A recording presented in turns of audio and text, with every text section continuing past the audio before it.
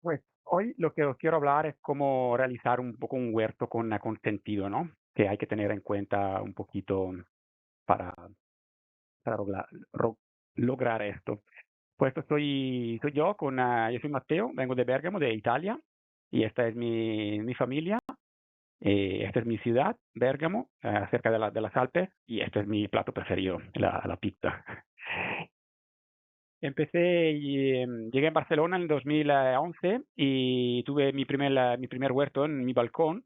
Empecé así, con un huertecito muy pequeñito. En 2015 es cuando hubo un gran cambio, que me apunté a un curso de permacultura de 2 meses y estuvimos ahí viviendo en comuna. eh, Había gente también del norte, había vascos y gente de por ahí.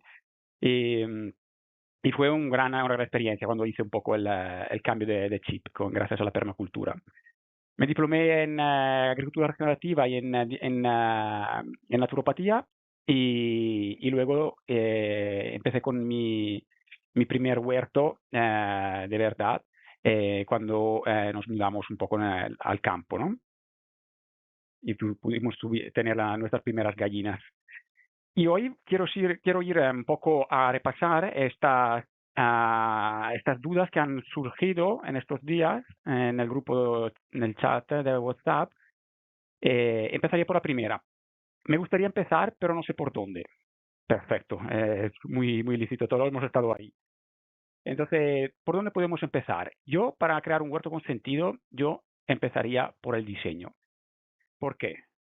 Porque el diseño es una manera para ordenar un poco las cosas, aterrizar ideas, para que todo tenga un poco, poner cosas en su lugar y que podamos aprovechar mejor el espacio y con menos esfuerzos y aprovechar también lo que ya tenemos sin buscar energías desde fuera, ¿no?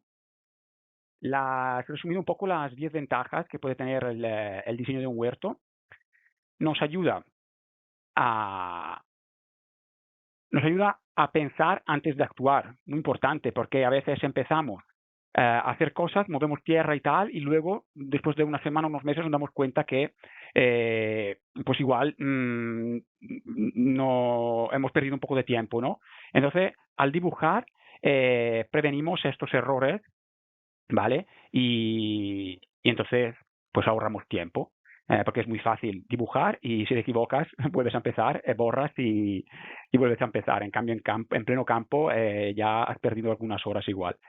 Pues nos permite aprovechar mejor el espacio, incluso en huertos pequeños, porque gracias al diseño, si tenemos un diseño en vista aérea, esto nos da una panorámica muy guay para aprovechar y ver bien cómo jugar con los espacios, ¿no? Entonces es muy interesante solo al dibujar nuestro huerto y jugar ahí con los elementos. Es fantástico cómo puedes aprovechar y las ideas que te salen. Todo esto ayuda a ahorrar tiempo, esfuerzos, recursos como el agua, ¿vale? Porque al ser más eficiente el huerto pues se hace también un ahorro de todas estas cosas.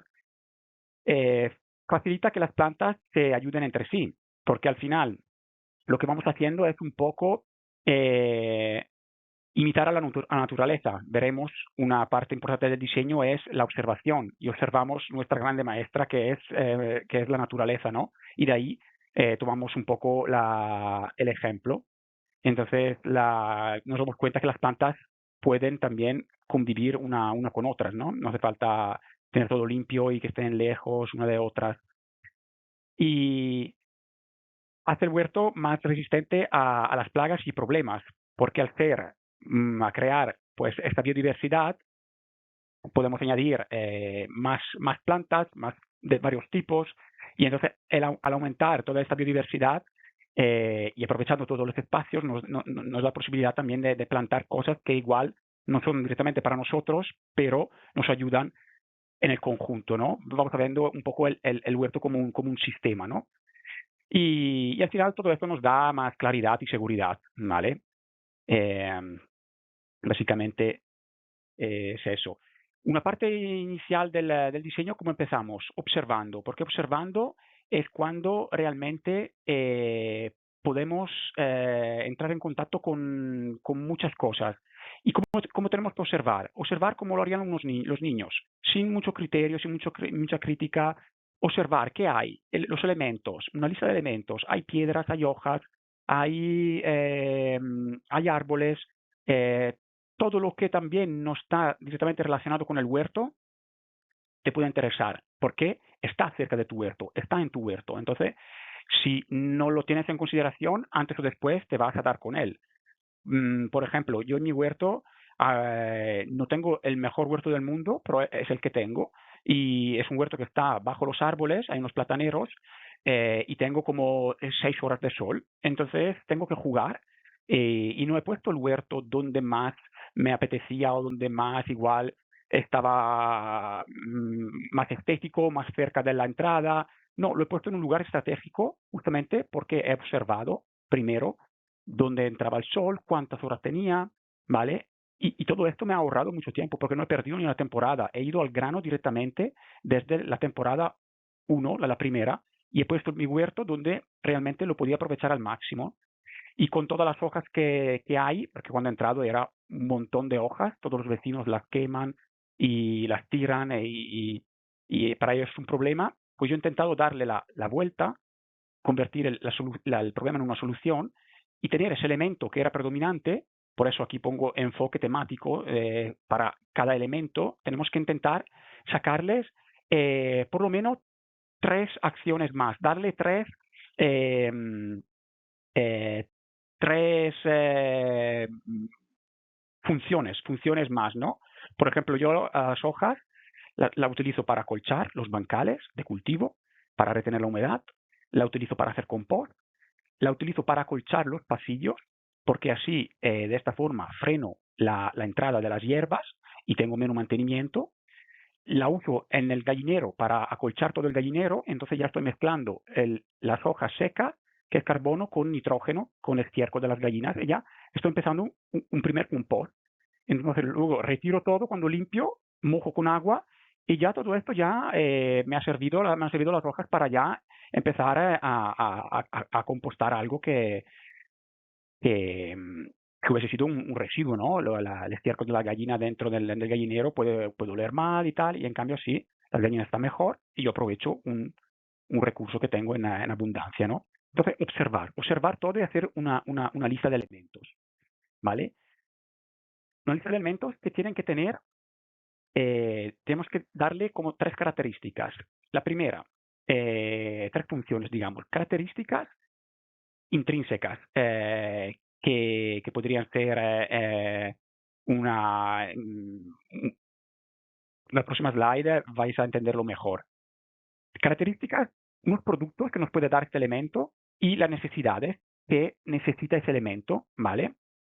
Entonces, cuando hemos hecho todo esto, todo este ejercicio con todos los elementos que tenemos, podemos hacer el juego de juntar todas estas ideas que han surgido de estos elementos entre ellos. Entonces vamos creando como una interconexión entre todos estos elementos, ¿no? Por ejemplo, yo he conectado las hojas con las gallinas, que en principio no tienen nada que ver, pero las aprovecho para ponerlas, como he dicho, en el gallinero, la aprovecho para poner dentro en el ponedero también. Y en cambio de ir a comprar paja o no poner nada, que hagan directamente huevos en la madera, que al final ahí hacen también, ahí se ensucian, cagan ahí, entonces al final eso lo aprovecho para tener todo bien limpio, ¿no? Entonces, en principio, hojas y gallinas no tienen nada que ver, pero las estoy juntando, ¿no? Eh, por ejemplo, la gallina como elemento. ¿Qué hace la gallina? Pues eh, nos da carne, los productos que nos da, ¿no? Huevo, carne, plumas, estiércol para fertilizar, ¿vale? Hace una función de rascado, ¿vale? Que siempre está ahí remenando y removiendo.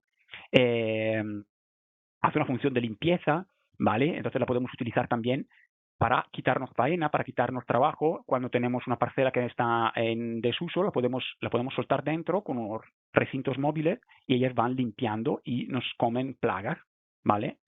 Pero también necesita unos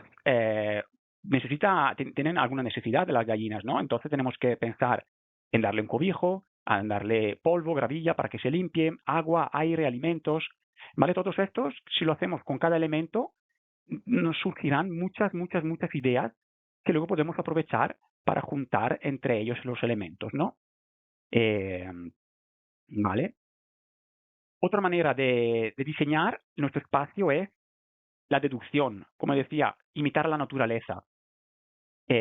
¿Cómo hace la naturaleza para prosperar? Ella crea estructuras, crea niveles. En un bosque nadie lo cuida, nadie está ahí haciendo nada, pero crecen plantas subterráneas, que podrían ser nuestras zanahorias, crecen plantas en superficie, tapizantes, que son nuestras, no sé, las fresas, por ejemplo. Hay plantas en la superficie bajas, que podrían ser como nuestras lechugas, y así vamos creciendo. Los árboles más grandes serían nuestros tomates. Todo convive, y en el huerto podemos hacer lo mismo, solo imitando la naturaleza. Este patrón que nos enseña a asociar las cosas en cambio de alejarlas, ¿no? Porque el tomate, cuando en julio, en agosto, en junio o julio está muy alto, ya empieza a hacer sombra por debajo. Pues ahí debajo, en cambio de dejarlo eh, sin nada, yo cultivo zanahorias, lechugas, que se aprovechan de esa sombra, esta semisombra, en la temporada más cálida, y entonces estoy aprovechando todo el bancal, cada centímetro lo aprovecho para plantar cosas diferentes que crecen en el mismo espacio, no se estorban, porque el tomate nunca se verá afectado si le planto una zanahoria en los pies, ¿vale? Porque son cultivos diferentes, necesidades diferentes de luz y de nutrientes, y no se molestan, ¿vale? Entonces todo esto lo vamos imitando la naturaleza, ¿no? Una tontería, pero solo observando podemos hacer todo esto. Luego diseñamos también según el estilo de vida que tenemos. No empezamos, si tenemos poco tiempo, no empezamos con algo grande, empezamos con algo a medida nuestro, ¿no? ¿Qué verduras como? No cultivo de todo, empiezo por algo pequeñito y cultivo lo que realmente necesito sin crear desechos y esfuerzos inútiles, ¿no? Pérdida de tiempo, ¿vale? Pensar un poco a corto o largo plazo, ¿no? Si tenemos que igual aprovechar algo también para de cara al futuro tener también esta visión un poco dejo un espacio porque igual mañana quiero probar con este cultivo, ¿no? Entonces también una mirada hacia un poco el futuro. Luego, cuando diseñamos, tenemos que tener en consideración orientación, pendientes, ¿vale? Para aprovechar, para frenar el agua. Por ejemplo, si vivimos en zonas donde llueve mucho, ¿qué tipo de bancal hacemos? Observamos para entender cómo se comporta el agua cuando cae. Se crean encharcamientos, se crean... creo que... Ok. Ah, si había alguien que estaba intentando entrar. Perfecto. Ok. Entonces, pensamos en los pastillos. ¿Pastillos de qué medida lo hacemos? También ahí, si tenemos poco espacio, aprovechar al máximo y reducir los pastillos. Hasta se podrían poner racholas en medio de los bancales, si un huerto es pequeño, para hacer como islas, donde irse moviendo y trabajar sobre esta rachola y trabajar a 360 grados para no tener que hacer pasillos que nos quitan espacio de cultivo, ¿no? Todo esto viene gracias a la observación y al diseño, ¿vale? Y estas son las ventajas. Otro punto que hemos visto que ha surgido en el grupo de WhatsApp es, ya estoy cultivando, pero quiero mejorar y no pasarme el día limpiando hierbas, pues totalmente correcto. Entonces, ¿por dónde empezamos? La mayoría de vosotros estaba aquí. Tenemos que empezar a entender el sistema, ¿vale? Porque igual esas hierbas no hay que quitarlas, igual sí que podemos aprovecharlas, ¿vale? Entonces, vamos a ver cómo funciona este sistema, porque al final el huerto es un sistema donde hay un ciclo de la energía, un ciclo del agua, de los minerales y de la vida en general, ¿vale? Entonces, empezamos por la fotosíntesis. Sabemos que la gran energía proviene del sol. Nosotros, si nos ponemos al sol, no somos capaces de sacar energía, ¿vale? Las únicas son las plantas. estos organismos fantásticos que consiguen, gracias a la fotosíntesis, producir energía de esto, ¿no? ¿Y cómo funcionan los ingredientes que necesitan las plantas? Agua, minerales, ¿vale? Que vienen absorbidos, suben pues, y se transforman en savia bruta. Luego, gracias a la fotosíntesis, eh, se crea una primera transformación y la primera producción de energía, y luego se pasa a la segunda fase, dos fases, la luminosa, donde se produce esta energía, y luego la otra es cuando realmente esta energía se convierte en azúcares, en azúcares que la planta utiliza para alimentarse ella, y lo que le sobra lo que hace es devolverla al suelo para, ahí empieza la magia, para dar nutrientes, para dar de comer a los microorganismos, ¿vale? Que son los principales, eh, los principales protagonistas aquí junto con las plantas. Lo que tenemos que intentar es aquí, en la cadena de la energía, en la base, donde está el 100%, aquí intentar que haya el máximo de energía aquí. Si producimos más plantas, todas las cadenas de arriba se verán afectadas positivamente, ¿no? Entonces, tenemos que intentar poner cuantas más plantas, mejor. ¿Por qué? Porque vamos a crear esa, esa simbiosis entre las plantas y los microorganismos, que ahora veremos qué función tienen. Y otro ciclo muy importante es lo del agua, que podemos intentar, cuantas más plantas tenemos, podemos captar más agua, y agua son nutrientes, ¿vale? Imaginar que, un ejemplo para que entendáis la potencia que tiene el recubrir el terreno. Si conseguimos aumentar solo el 1% la materia orgánica en nuestro huerto o en nuestros campos, podemos retener hasta 230.000 litros de agua por hectárea al año. Esto traducido en nuestro huerto, 10 metros cuadrados de huerto retiene 230 litros de agua al año. No es poco, son más de medio litro al día, ¿vale? Si tienes un huerto de 10 metros cuadrados, medio litro, no te digo que lo riegas todo, pero si tienes bien acolchado, no está mal, ¿vale? Es un buen ahorro. Ciclo de los minerales. Aquí vienen los microorganismos, nuestros amigos. Si hay plantas que bombean azúcar en el suelo, los microorganismos están contentos. ¿Por qué? Porque las plantas por ellas mismas no pueden absorber los minerales que están en las rocas. Necesitan de los microorganismos, de los hongos, que los cocinan literalmente y los renden disponibles para las plantas.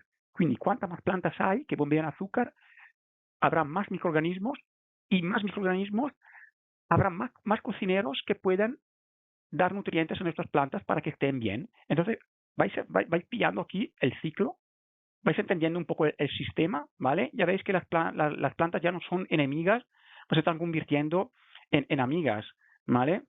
Tienen una función muy importante, ¿ok? Y vemos que están a la base de todo. Si faltan ellas, todo lo que viene después se ve afectado. Entonces, menos plantas, menos microorganismos, menos insectos, menos animales. Y al final, el ciclo de la vida un poco se ve afectado, ¿no? Así como tendría que ser un poco el paisaje, todo verde, animales que pastan y todos felices, ¿no? No en nuestro huerto, sino estos se nos comerían todo. Vale, otro punto muy interesante que ha salido en el grupo de WhatsApp es el tema de la tierra. La tierra no es muy buena y no sé qué hacer para mejorarla. Perfecto. Pues tenemos que entonces entender el suelo, ¿ok? Para entender cómo podemos mejorar, ¿vale? Y veremos que hay una receta. El suelo está compuesto, para que funcione bien en nuestro huerto, tiene que ser una receta perfecta, como en una paella, ¿no? Eh, Hemos visto los diferentes ciclos importantes que hay: agua, minerales, la cadena trófica, ¿vale? Entender el suelo es muy importante. Los ingredientes principales son agua, aire, los minerales y la materia orgánica, que son todo plantas y animales muertos, ¿vale? Y esa es la que queremos que intentar aumentar poco a poco para mejorar la estructura de esta receta, ¿no? ¿Vale? Porque podemos tener el mejor pescado, el mejor marisco, pero si le echamos demasiado sal, al final la paella se echa a perder, ¿vale? Entonces tenemos que en nuestro huerto un poco intentar equilibrar estos ingredientes, ¿no? Veis que hay mucha agua, mucha aire, ¿vale?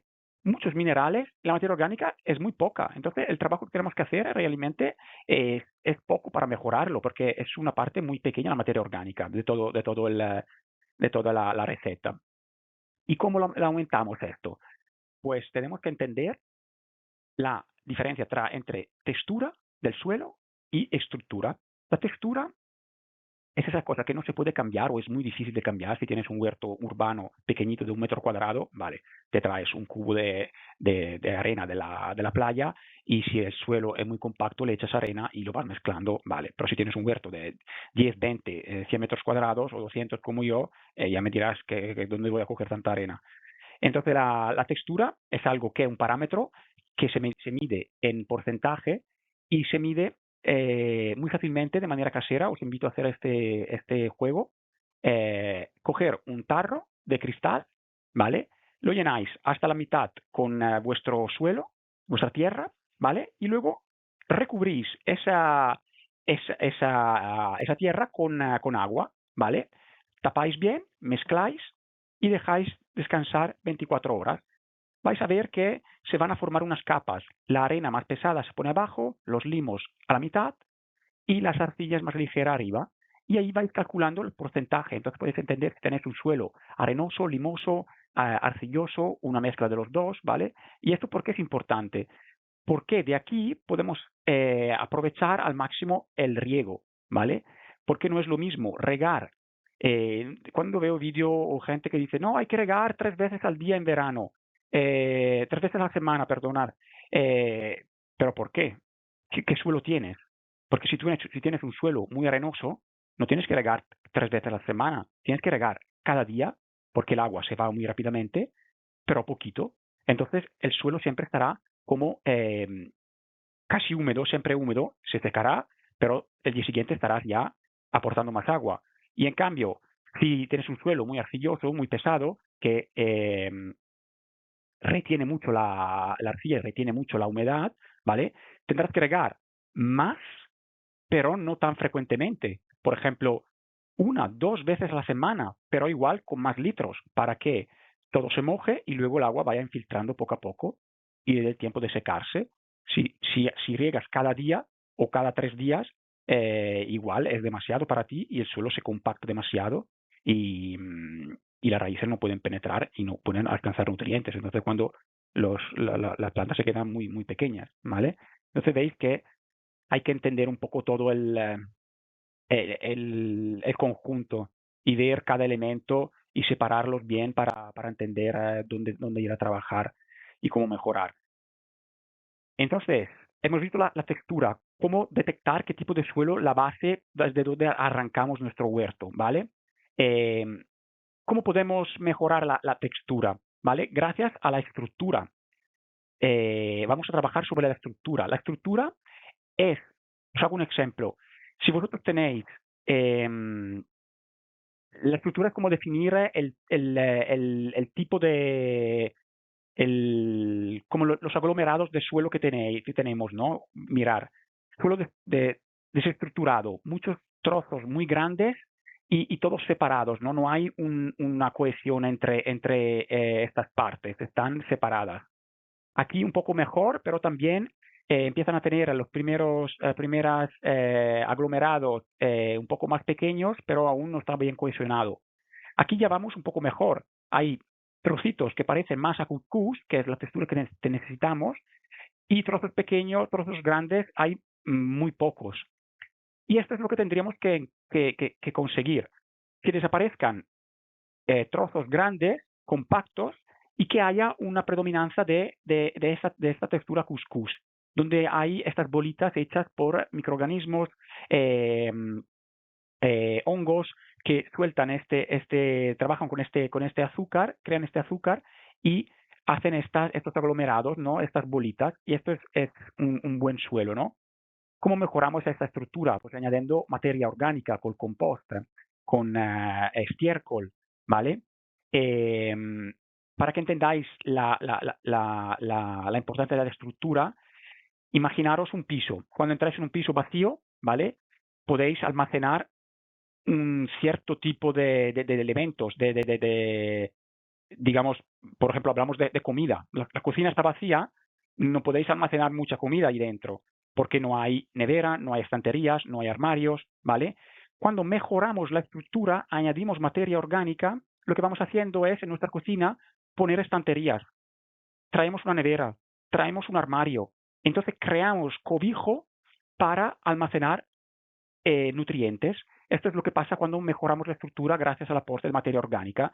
Por eso es tan importante cubrir el suelo, que el suelo siempre esté cubierto, porque vamos manteniendo la humedad, y donde hay humedad hay más nutrientes.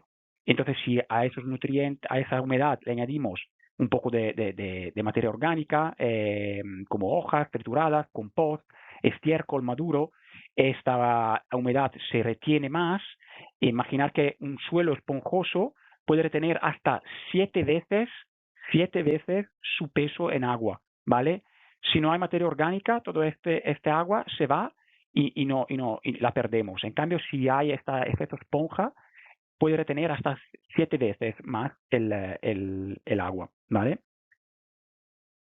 Podemos aumentar la materia orgánica. Hasta aquí, chicos, ¿me seguís? ¿Empezáis a poco a atar cables? Vale, perfecto. Otras formas de mejorar la fertilidad gracias al humus de lombriz, por ejemplo, que es muy fácil de hacer. Podemos reproducir hasta, esto es fantástico, microorganismos del bosque que tienen la capacidad de regenerar suelos de manera muy rápida. Los podemos reproducir añadiendo, eh, haciendo un potingueo con melaza, con azúcar, con patatas que tienen azúcar, y podemos reproducir estos microorganismos, estas hojas que cogemos del bosque, hacemos un proceso y reproducimos estos microorganismos y los inyectamos directamente en el suelo para aumentar la microbiología, para aumentar esa despensa de microorganismos que son tan útiles para nutrir, para que puedan cocinar nutrientes, minerales para nuestras plantas, ¿no? ¿Vale? Es cuantas soluciones muy sencillas que hay para regenerar, mejorar vuestros suelos, que no sabíais cómo mejorar la fertilidad. Y luego el espacio. Tenemos poco espacio y no sabemos qué cultivar. Claro, tengo poco espacio, pero quiero cultivar de todo. Quiero tener tomates, quiero tener lechugas, pero claro, no me da para todo. Quiero tener calabacines, quiero tener pepinos. Pues entonces vamos rotando, asociando y vamos siempre imitando la naturaleza.